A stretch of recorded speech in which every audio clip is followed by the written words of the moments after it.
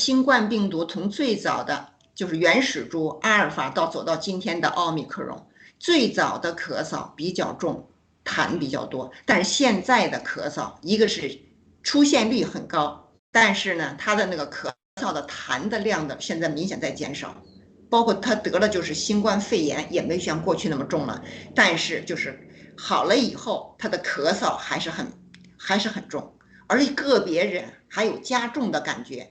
但这个时候你要问他，他的咳嗽已经干咳没有痰了，这个时候我们的治疗性的药物可以全停。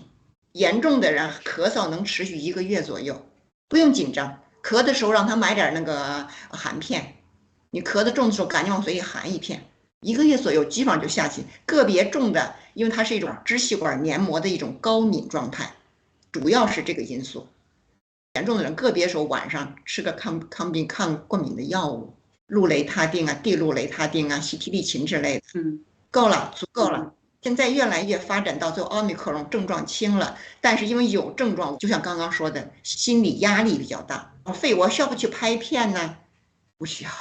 我最近也收到很多这个战友发来的这个报告呀，就是在那个片子上就显示一些粗的这个纹理的这个结构啊，有些条索状的这些阴影啊。那么对这些成就性的这些病灶，您怎么看？首先，你只要得过肺炎的人，尤其是新冠肺炎的人，100%有瘢痕。我现在看了几篇文章都是这么说的。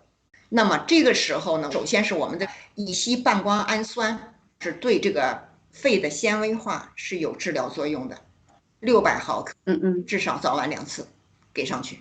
如果他有肺炎的诊断，如果是没有肺炎的诊断，这个药我们完全可以不用。